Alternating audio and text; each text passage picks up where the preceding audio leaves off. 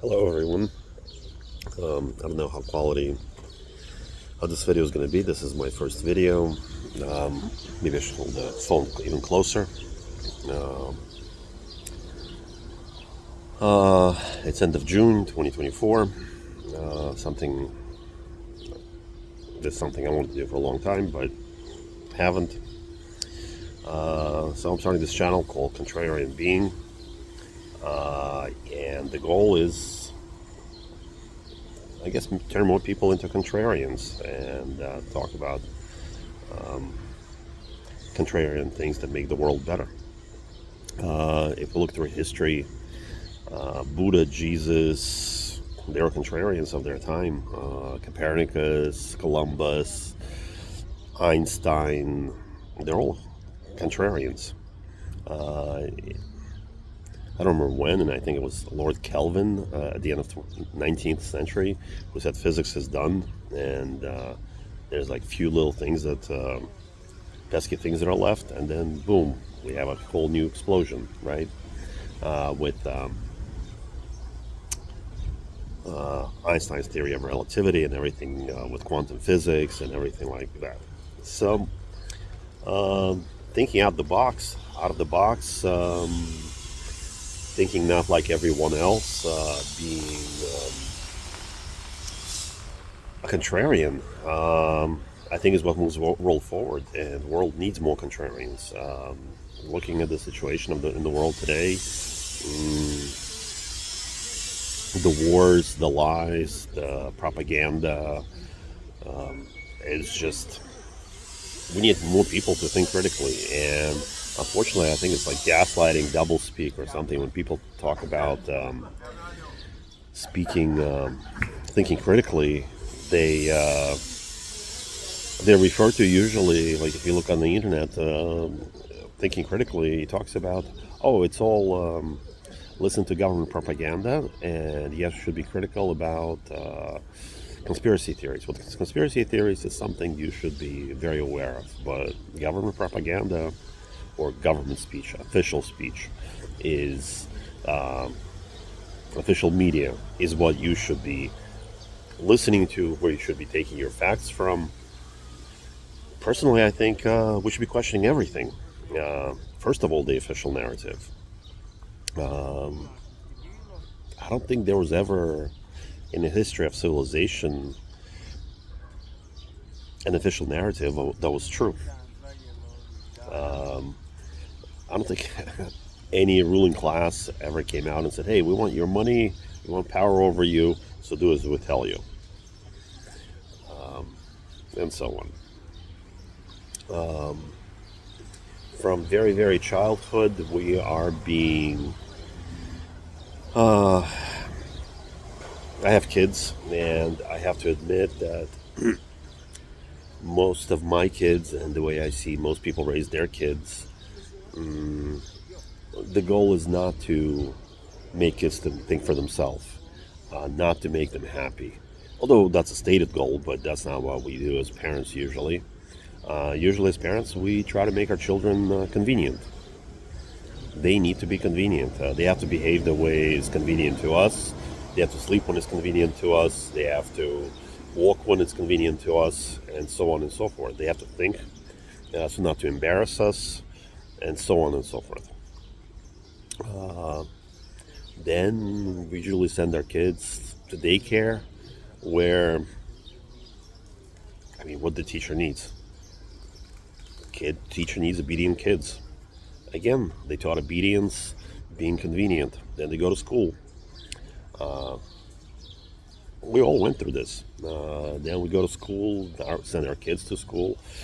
Most teachers, I mean, there are exceptions to this, and I wish there were a lot more of them, but most teachers, again, they need quiet, convenient classroom that doesn't ask too many questions, because most teachers, unfortunately, don't know their subjects very well, and any extra questions could lead to uncomfortable situations. So basically, we beat the curiosity out of our children. It was beat out of us. I mean, maybe not physically, but it was beat out of us. Um, how we get annoyed as parents when kids are saying why. Most of us just um, explode when this happens instead of encouraging this curiosity. Uh, it takes patience. It takes, you know, anyway. Therefore, then we go to college. And again, usually we taught, most professors teach what's accepted. Uh, just recently, I heard someone speaking about the fact that until Francis Crick, who got a Nobel Prize for the discovery of DNA, until he started studying consciousness, such a little pesky thing as consciousness was completely forbidden to study. No self-respecting scientist was able to do that because that was the end of his career. And what is there more important in the world than our consciousness? Um, Copernicus. Um, yeah, I don't know. I think all of us can think of plenty of examples where um, it was going against the grain, right? That brought us to new discoveries, took the world forward. Uh, Today, uh, saying that the wars should end, aggression should end, military industrial complex should end, is totally not accepted. Um, we're constantly being fed things that this is our enemy, this is our enemy, this is our enemy, this is our enemy. They're looking our destruction. Is that true? Um, Probably one person that I want to really mention is Katie Byron, with her work, where her work is based on constantly asking the question: is this true? If something I'm worried about, ask myself: is this true? Um, Multiple times. So, welcome, and I hope I kind of made my case why it's the world needs more contrarians, why we need to think more critically and not critically towards in one particular direction, but critically about everything. Doesn't matter who tells us, our parents, our teachers, our governments, YouTube. Please take critically everything I say. I would be very happy if people take critically what I say, but we need to learn to be critical. We need to learn to not just say, "Oh, that's stupid." Well, that's not critical. That's just stupid. Um, Critical is actually going to the first causes, right? If there's something I don't agree with, maybe I should try to steal me on that argument. Um, Not my argument, but the other person's argument. And by trying to steal meaning the other person's argument the person that I don't agree with, I might learn something. Uh, how are they looking at it? Why they're looking at it? What are my assumptions? Right? I mean, our entire lives are based on assumptions, and we pass on those assumptions to our children, to our friends. We try to push these assumptions everywhere. Look at Elon Musk, where he got them with first principles. Basically, when he decided to do rockets, he just went back to the first principles and designed from there. Electric cars, first principles. He went from there. Um, I'm not quite sure if it's true, but I've read somewhere that beginning of 20th century, in early 1900s, in New York there were more electric cars than gasoline cars. until Rockefeller convinced Ford to do Fords with gasoline engines, not electrical engines. It'd be interesting to find out more about that. I never did, but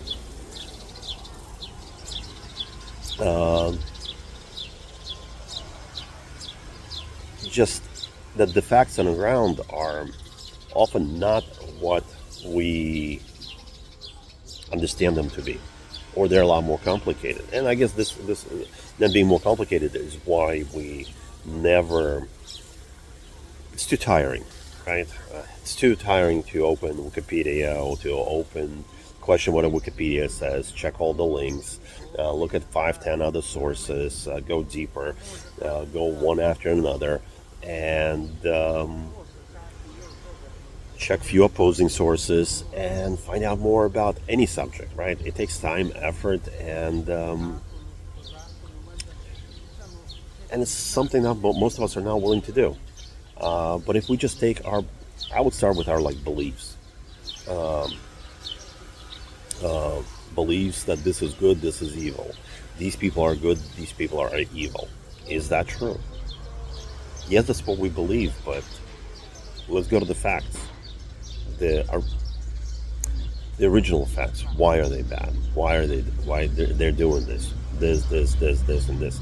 For example, now in the West, there's narrative that Russia is bad, China is bad. Why? Well, my view is because U.S. wants hegemony, and any hegemon that's losing its hegemony is going to say everybody else is bad. I mean, that's the way I see it. Again, maybe somebody sees it. It's all being coached in pretty words and pretty sayings where we're fighting for democracy, for freedom. I don't remember any country in the world that U.S. overturned, or U.S. overturned government and installed a democratic government that was working for the people, that was not working for the U.S. interests.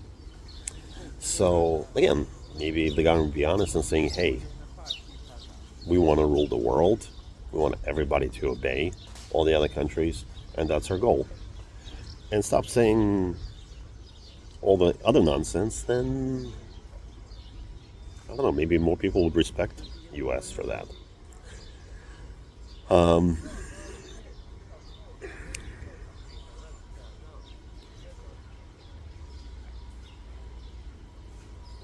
I've already talked about quite a few things. It's out of any order. Again, it's my first video. I'm doing it as a test. Just trying to say what the type of things I would like to be discussing on this channel. I think I'm getting a little bit more comfortable around in front of the camera, although I'm not looking at it. There's a lot of noise around here, so I'm not using any microphone, just the phone. That might be an issue. Well, I guess a takeaway for today would be, take any one of our beliefs, and just keep on asking, why do I believe that? Where I got that information from. Again, regressing a bit, but somebody smart said that there's not a single fact or not a single idea in our head that actually comes from us, right? We all just regurgitate what we hear everywhere else. Very, very, very few people actually have something original to say, including me. Something original to say, and something that they thought through themselves. Usually we just repeat talking points. That's why I think a lot of media today is all about talking points, because it's easy to remember, easy to repeat. I think it's even geared towards that. Like, we'll put out these points, it'll be easy for people to repeat. Not understand, not to think about, but easy to repeat. And so let's think deeply about things that we repeat. things that we say, and try to understand where those ideas come from, and how can I make it my idea? How can I research it and be certain? Yeah, okay, certain is another thing. I don't remember I think it's called Kruger effect, where highly intelligent people think that they know less, whereas people of lower intelligence think they know more. And it seems to stem from the fact that the more you know, the more you understand that you don't know anything. Yeah, Socrates. So the more you understand, the more you know, the more you realize that, well, I definitely, the more I learn, the more I realize that as humanity, we don't know anything. I don't know anything. And I can't be certain about anything. It's a very uncomfortable place for most people, but it's a place of curiosity. If I'm not certain, then let me investigate it. Let me look into it. Let me learn more about it. Let me look at all the facts on the ground. Let me go from the very beginning. Let me question the narrative that I'm hearing from my friends, from my family, from the government, from everywhere, from all the sources. Let me think about it myself. Let's logically think through it. Let's feel through with my heart and